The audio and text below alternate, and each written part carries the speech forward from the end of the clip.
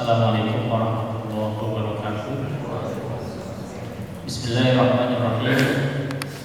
Innal hamdalillah nahmaduhu wa nasta'inuhu wa nastaghfiruh wa na'udzu billahi min shururi anfusina wa min sayyiati a'malina. May yahdihillahu fala mudilla lahu wa may yudlil fala hadiya lahu. Asyhadu an la ilaha illallah wa asyhadu anna sayyidana Muhammadan abduhu wa rasuluhu sallallahu alaihi wa ala alihi wa sahbihi ajma'in.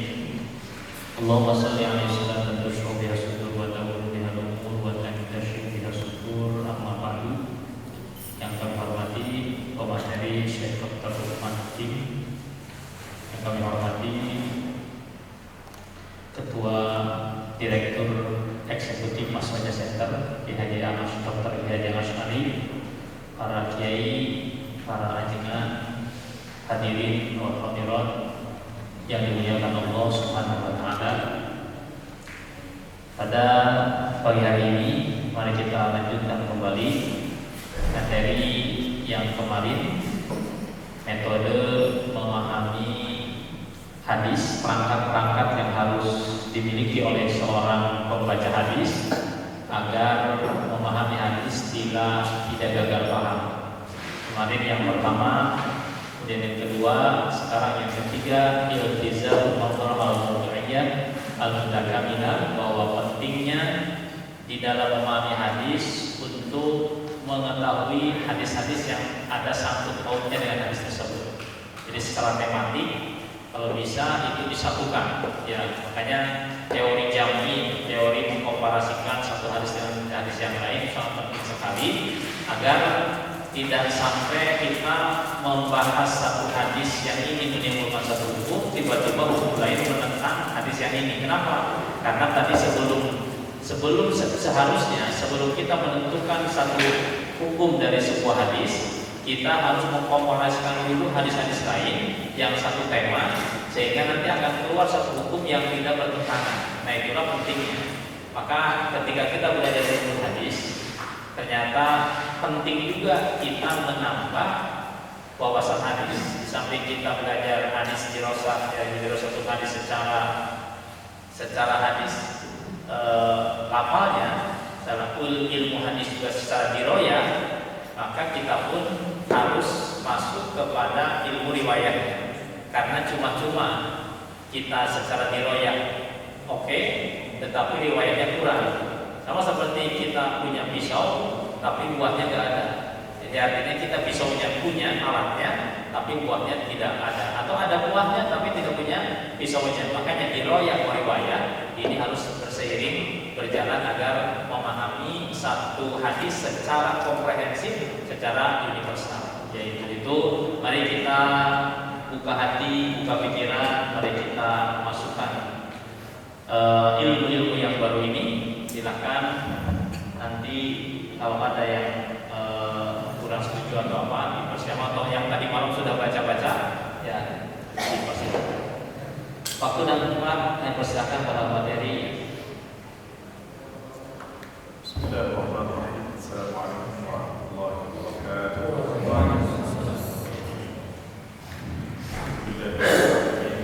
Wassalatu wassalamu ala sayyidina Muhammadin sayyidil awwalin wal akhirin wa ala alihi wa sahbihi wa man sara bi nahjihi ila yaumiddin.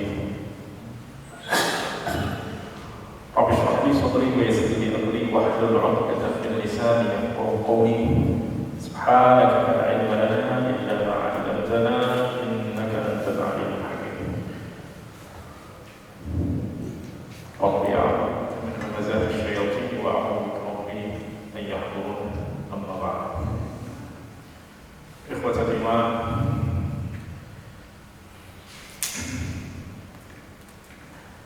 para kiai, para asatidz yang dirahmati oleh Allah Subhanahu wa taala, alhamdulillah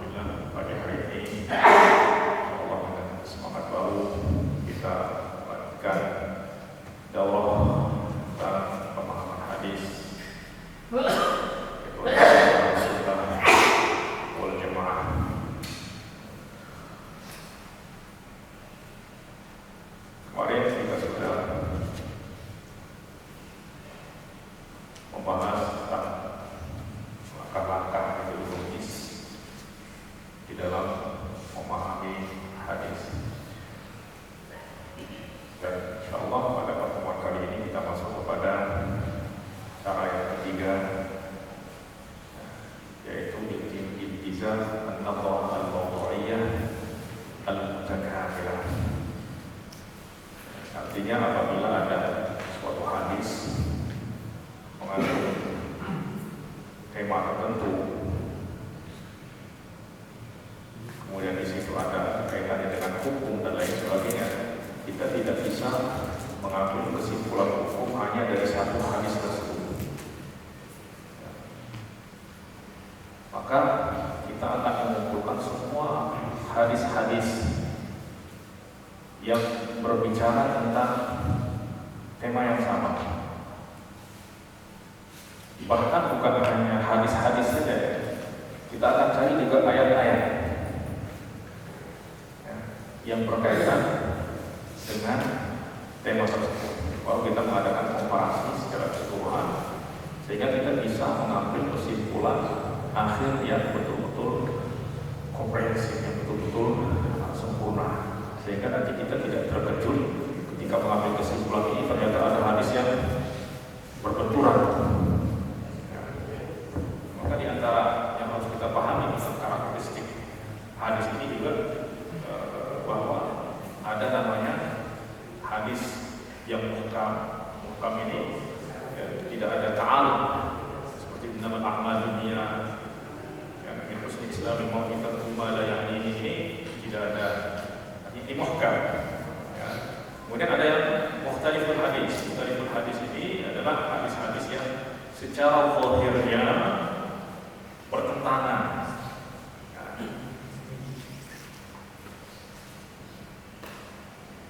Kemudian itu nanti akan kita bahas di dalam pembahasan mukhtaliful. Kemudian ada yang nasikh mansukh dan lain sebagainya. Maka semuanya itu harus kita kumpulkan. Pertama kita pahami adalah nusus syar'iyyah, Quran dan Sunnah, nususul mutakamilah, terintegrasi semuanya.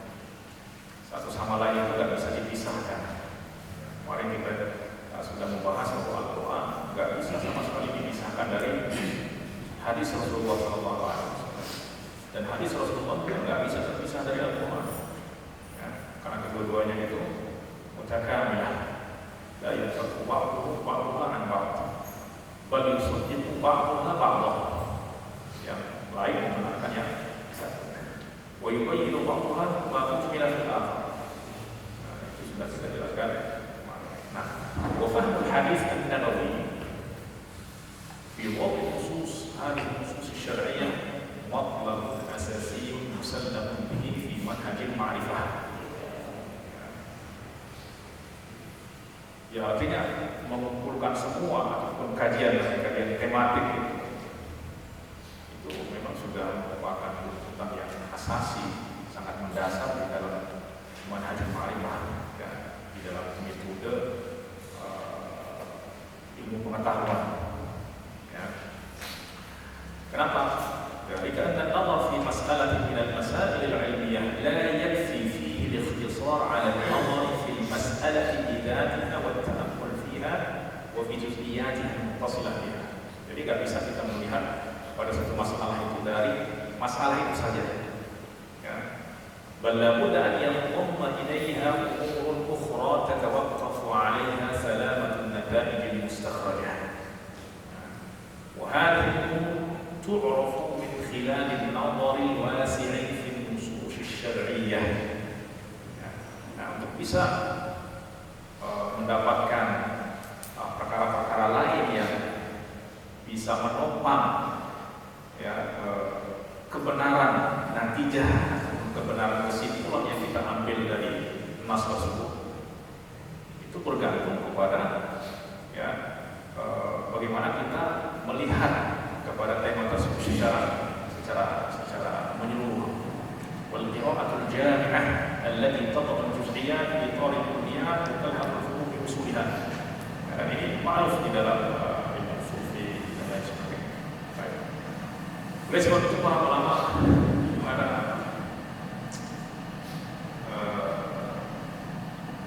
qala al-hafidh, saya ringkas saja. Qala al-hafidh al-Iraqi wal hadith إذا جمعت طرقه تبين المراد. Nah, hadis ini kalau kita kumpulkan semua turunnya, ya, perbedaan riwayat yang alfaznya, sanadnya dan lain sebagainya, maka akan jelas apa maksud dari hadis tersebut. Ya. Walaysa lana an natamassaka bi riwayatin wa natruka baqiyat riwayat. Dan kita tidak bisa berpegang kepada satu riwayat saja dan meninggalkan riwayat lain. Ya, nggak bisa seperti itu. Apalagi misalnya kedua riwayat ini sahih. Ya, dan yang satu melarang, ternyata di dalam hadis lain itu kok menganggap tidak apa-apa perkara tersebut. Nah ini nanti kita ambil yang mana? Apakah kita ambil yang melarang sehingga kita katakan haram? Lalu bagaimana dengan hadis yang satu lagi? Kita mau apain? Kita berbuang. Tapi itu adalah hadis sahih. Nah, kan banyak lafaz yang musykil di dalam satu hadis justru akan dijelaskan di dalam hadis lain. Ya. Dan banyak yang perkara yang mubham, ya, ditasrih, dinyatakan di dalam hadis lain dan seterusnya. Nah, maka itulah di dalam ilmu ushul fiqh, itulah seni, ya, seni di dalam memahami itu memang sudah tertuang semuanya di dalam ilmu ushul fiqh. Itulah sebabnya namanya ushul fiqh. Dan fiqh itu kan al-fahm, ya, dasar-dasar untuk memahami apa? Memahami nusus syar'iyyah Al-Qur'an dan Sunnah. Nah, kita ambil coba satu contoh, ya. Dalam kaidah ushul fiqh mengatakan kalau ada nas-nas yang mutlak, maka harus dipahami dalam konteks yang muqayyad. Jika ada dua dalil, satunya mutlak, satunya muqayyad. Ya, maka yang mutlak itu artinya tidak ada sifat-sifat itu, tidak ada ikatan-ikatan sifat. Maka kita harus pahami dalam konteks yang mutlak ini. Nah, jika tidak, maka ini akan melahirkan pemahaman yang tidak benar. Dan pemahaman yang tidak benar ini akan berefek kepada pola interaksi kita sesama kita, bahkan sesama muslim. Dan pola interaksi ini akan membentuk karakter dan akhlak kita. Nah ini artinya itu yang saya katakan kemarin bahwa bid'ah di dalam makna itu lebih berbahaya dari bid'ah di dalam amaliyah. Kenapa? Kalau amaliyah itu kan yang dirusak amal-amalnya. Tapi kalau bid'ah manhaj itu sistem kehidupan, pola interaksi, pola akhlak dan lain sebagainya itu rusak semuanya.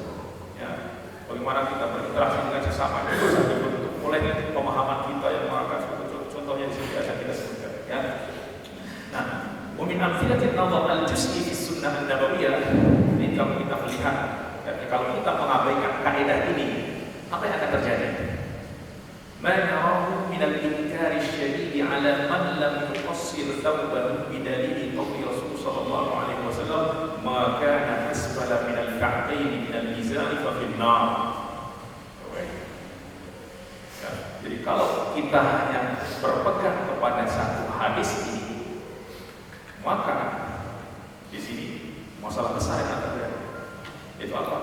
Dalam hadis ini dinyatakan maka, ya, artinya sarung, pakaian yang melebihi, ya, lebih rendah dari kedua mata kaki, fafinna. Balasannya apa? Bukan izarnya, tapi sohibu.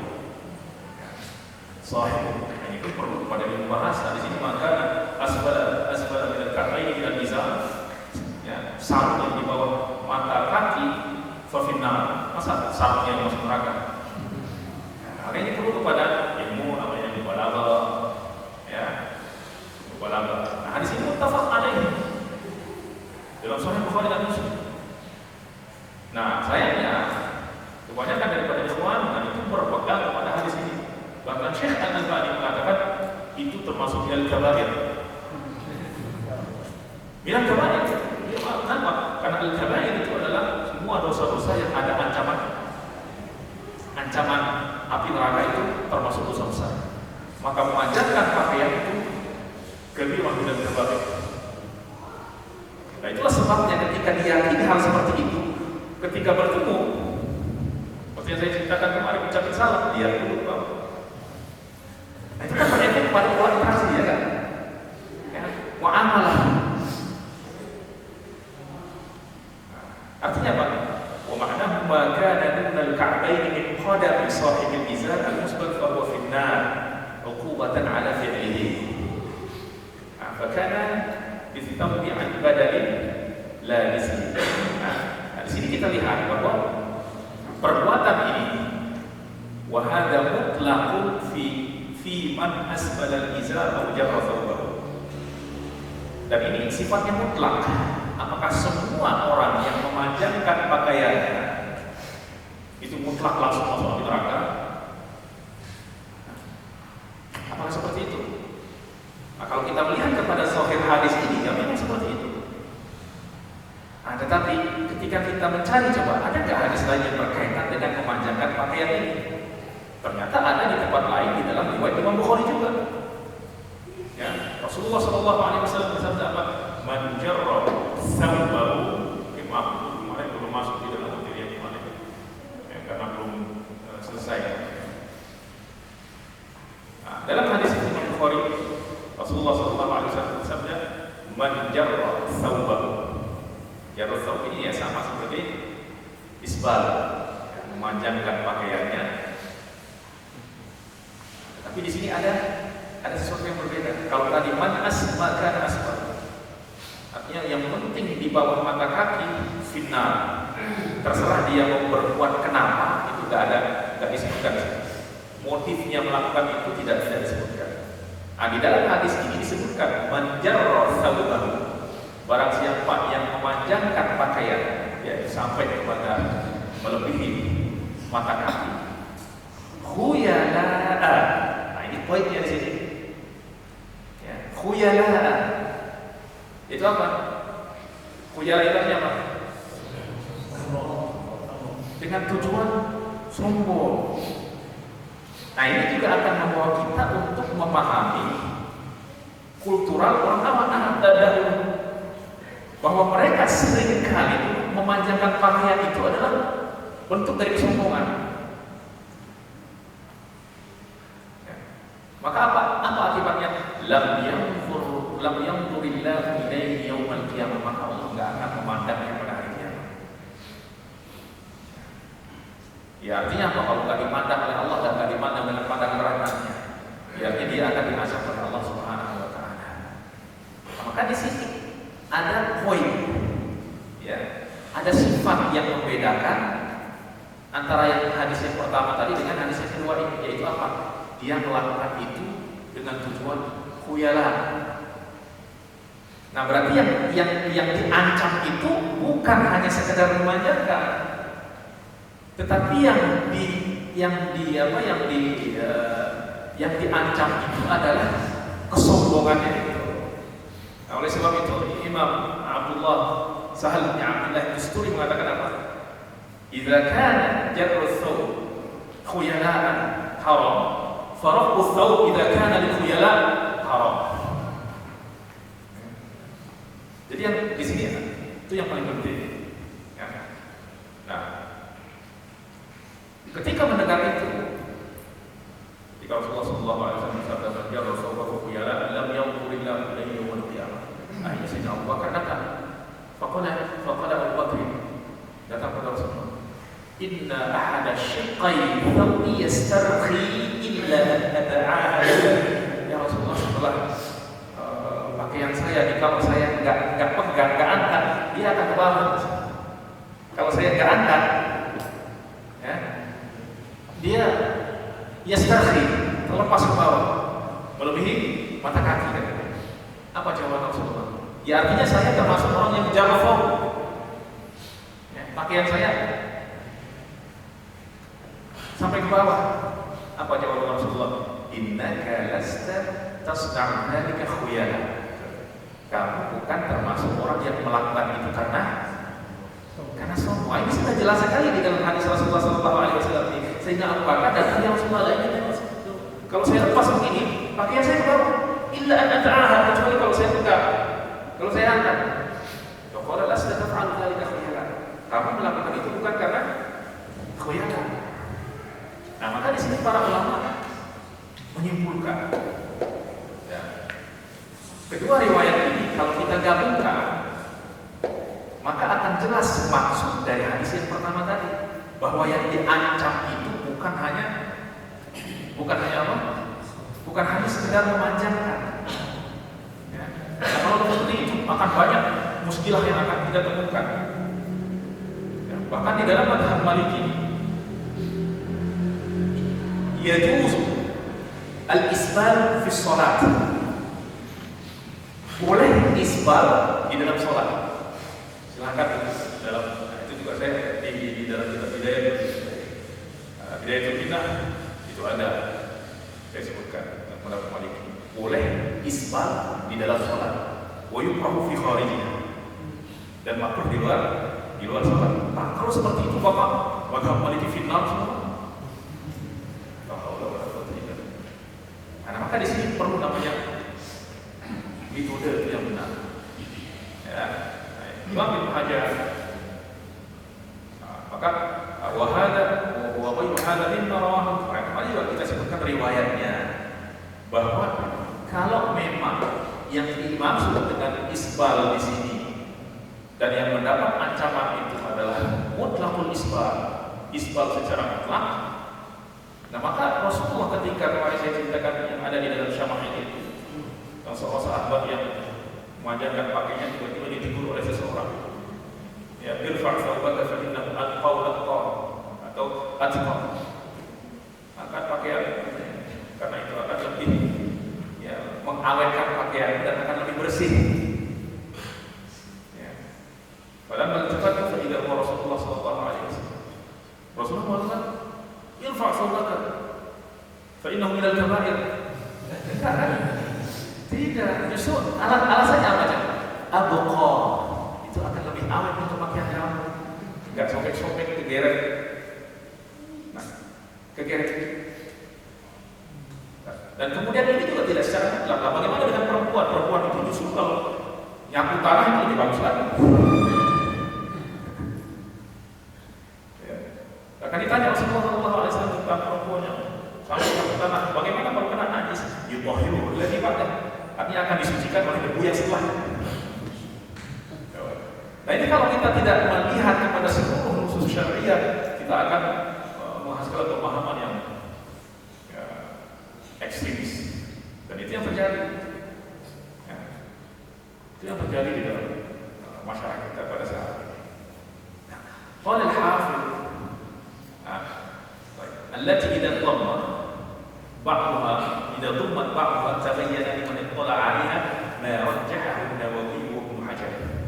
Apa yang diterjemahkan oleh Ibnu Hajar dalam masalah ini yaitu anna hadzal itlaq, ya, bahwa pemutlakan yang ada di dalam hadis pertama itu mahmulun ala ma warada min qibalil khuyala. Itu harus dipahami dalam konteks khuyala tadi. Ya. Fa huwa alladhi warada fihi al-wa'id. Ya.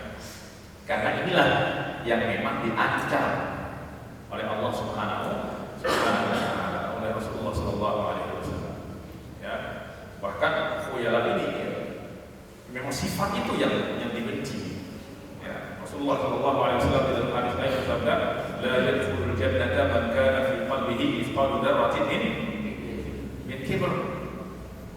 Ya, tidak akan masuk ke dalam surga orang yang di dalam hatinya itu terdapat sebesar biji zarah daripada al-kibr wal khuyala. Baik, apa kata Al-Hafiz Muhajar? Fihi anna isbal al-izar lil khuyala kabirah. Jadi ada poin yang bukan isbal al-izar kabirah, bukan memanjangkan izar, itu dosa besar, tetapi lil khuyala dengan tujuan khuyala.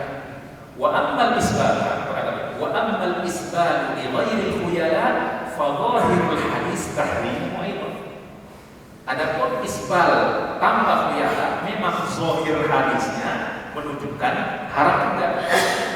Lakin ustudilla bitaqyid fil ahadith fi hadhihi al-ahadith bil khuyala ala anna al-itlaq fi as-sajr al-warid fi dam al-isbal mahmulun ala al-muqayyad. Akan tetapi kata beliau, dengan ada hadis yang muqayyad tadi yang menyebutkan isbal karena tujuan khuyala, ya, maka yang mutlak pada hadis yang satu lagi itu harus dibawa, artinya harus dipahami melalui hadis yang muqayyad ini. Huna fala yahrumul jarr wal isbal. Maka jika demikian, maka al jarr wal isbal la yahrum idza salima min al khuyala. Tidak haram apabila selamat dari sifat takabur tadi. Nah, ini manhaj cara yang digunakan oleh para ulama. Ya, bahkan Imam Nawawi mengatakan la yajuzul isbal tahta al ka'baini lil khuyala. Nah, tidak boleh ya isbal sampai ke bawah mata kaki dengan tujuan khuyala. Fa in kana li ghairiha, hukumnya apa? Makruh. Makruh berarti bukan haram, bahkan bukan hanya sekedar maksiat, ya, dan bukan dosa besar. Hakada nas Syafi'i, yang memang ada nas dari Imam Syafi'i ala al-farqi bainal jam'i bil khuyala wa li ghairi khuyala. Itu dijelaskan Imam Syafi'i bahwa harus dibedakan antara isbal karena khuyala dengan isbal tanpa khuyala. Lalu dia mengatakan apa? Wal mustahab. Tetapi sempurnanya, idealnya an yakuna al-izar ila nisfis saq. Ya, sampai ke pertengahan betis. Nah, kita juga memandang orang seperti itu jangan. Nah, kita juga sekarang terkadang sering mengkritik mereka begini, tetapi kita terjatuh di dalam kesalahan yang sama juga. Sehingga kita memandang orang menggunakan ini udah memandang dengan mata sebelah. Wah, ini begini. Terbentuk secara tidak jadi. Artinya apa? Jadi pola pikir kita pun terdikte oleh apa yang dilakukan oleh orang lain. Ini sering kita nggak sadar. Nah, maka ya artinya kita harus fair. Ya, itu bagus. Dia mengatakan menggunakan seperti itu bagus. Ya. Tapi yang sebelah juga ya kalau itu udah berarti ya, ini bukan sesuatu yang disepakati lah keharaman. Karena kita kalau berbicara tentang kaidah al-inkar al-munkar itu kan ada kaidah-kaidah. Kaidah yang pertama adalah la yunkaru mukhtalafu fi sesuatu yang diperdebatkan apakah haram, makruh dan lain sebagainya, itu nggak bisa kita mengingkari. Orang yang mengatakan haram nggak boleh mengingkari orang yang mengatakan boleh misalnya, dan orang yang mengatakan boleh nggak boleh mengingkari orang yang mengatakan haram. Yang al-munkar yang harus diingkari itu adalah al-muttafaq fi, yang disepakati bahwa perkara itu adalah perkara yang mungkar. Tapi kalau masih dalam ranah ijtihad itu nggak boleh. Ya.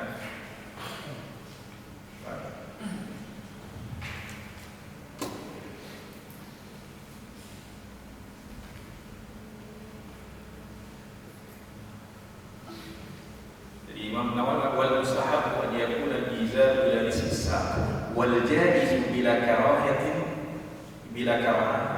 Yang mustahab adalah sampai ke pertengahan betis. Ya, karena Rasulullah juga sering menggunakan seperti itu. Wal jaiz bila karahah, dan yang boleh tanpa makruh. Ya, karena jaiz ini ada dua, ada yang jaiz ma'al karahah, kemudian jaiz bila karahah. Ma tahtahu ila al-ka'bayn.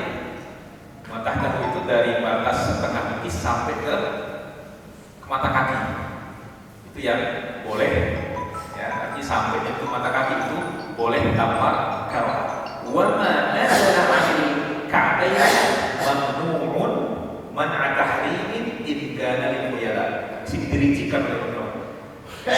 Yang di bawah mata kaki itu dilarang dengan larangan yang diharamkan apabila tujuannya adalah khuyala. Wa illa faman tanzihin. Kalau tidak, ya larangannya hanya karahah tanzih saja. Ya. Bukan karahah tahrim, karahah tanzih. Ya. Tanzihnya apa? Ya lebih baik tidak melakukan itu. Li'anna al-ahadits al-waridah fi az-zajri 'ala al-isbal mutlaq. Kenapa? Karena hadis-hadis yang ada ancaman keras tentang isbal ini sifatnya mutlak, fayajib taqyidha, maka wajib kita taqyid bil isbal bil khuyala. Nah, ini contohnya ya bagaimana pentingnya kita mengumpulkan riwayat-riwayat lain agar kita bisa mengambil kesimpulan yang betul-betul yang humanis kayak tadi. Kalau satu ini saja maka masya Allah itu kita akan banyak terbenturkan, ya, berbenturan dengan saudara-saudara kita. Masa sih yang mau kita kasih? Ya, karena dosa besar orang, kan dosa besar itu kan anak orang fasik, ya kan? Berbuat dosa besar itu kan anak orang fasik. Jadi kita lihat semua orang di bawah mata kaki itu orang fasik semua dong. Dan ini akan sekali lagi itu akan berefek pada cara muamalah kita, akhlak kita, ya. Sehingga mau senyum saja itu mikir-mikir dulu tentang padahal Rasulullah mengatakan tabassum ka fi wajhi akhika shadaqah.